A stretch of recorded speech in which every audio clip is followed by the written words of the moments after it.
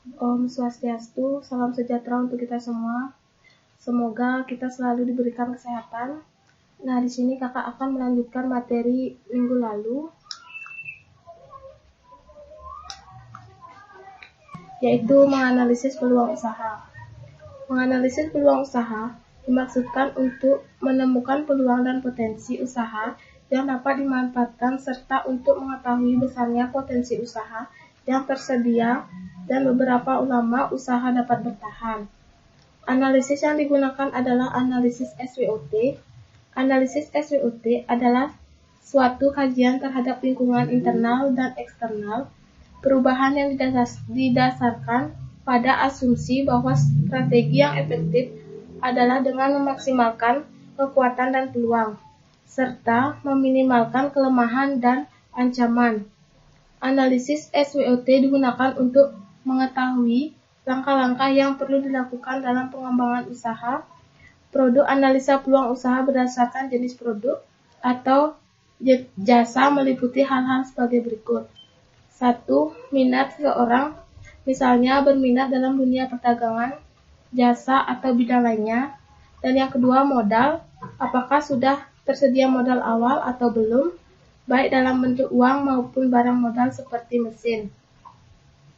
Dan yang ketiga, relasi, apakah ada keluarga atau teman yang sudah terlebih dahulu menekuni usaha yang sama. Nah, selain itu, wirausaha yang akan memilih peluang di salah satu bidang usaha harus mempertimbangkan hal sebagai berikut. Yang pertama, pengaruh lingkungan sekitar. Dan yang kedua, banyak sedikitnya permintaan masyarakat terhadap jenis usaha yang akan dipilih. Dan yang ketiga, kecocokan antara kebutuhan masyarakat dengan usaha tertentu. Dan yang keempat, banyak sedikitnya pesaing. Dan yang kelima, adanya kemampuan untuk bertahan dan memenangkan persaingan. Dalam proses pengambilan sebuah peluang usaha, tidak terlepas dari analisis risiko. Risiko usaha. Dalam membuat usaha, pengambilan risiko sangat membantu dalam pengembangan usaha yang telah dijalankan, karena pengambilan risiko adalah hal yang berprinsip dan wajar dalam merealisasikan potensi sendiri sebagai wirausaha. Para wirausaha pada umumnya menyukai pengambilan risiko usaha karena ingin berhasil di dalam mengelola usaha atau bisnisnya. Pengambilan risiko dalam usaha melibatkan kendala akan peristiwa-peristiwa yang terjadi yang akan dirubah atau diperbaiki untuk masa depan usaha yang lebih baik.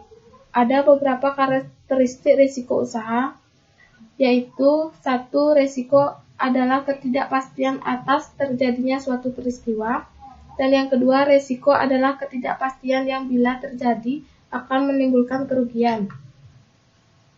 Nah, pengertian risiko usaha di sini merupakan tantangan yang harus dihadapi berkaitan dengan kreativitas dan inovasi serta merupakan bagian penting dalam mengubah ide menjadi wirausaha.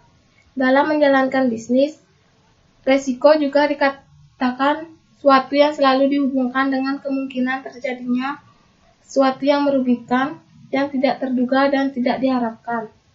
Risiko juga merupakan kegagalan atau ketidakberhasilan dalam menangkap peluang usaha. Bentuk risiko usaha itu berupa kerugian finansial dan pengalaman buruk yang merusak citra nama usaha kita. Dengan adanya risiko usaha, seseorang wirausahawan dapat memperbaiki diri dengan cara belajar lagi, dengan hal baru, rajin, ulet, menggali pengetahuan dengan lebih luas, kerja keras agar dapat meraih suatu tujuan yang ingin dicapai. Nah, macam-macam risiko di sini ada 5. Yang pertama, risiko teknis atau kerugian, yaitu risiko yang terjadi akibat kurang wirausahawan dalam mengambil keputusan. Yang kedua, risiko pasar adalah risiko yang terjadi akibat produk yang dihasilkan kurang laku atau tidak laku di pasar.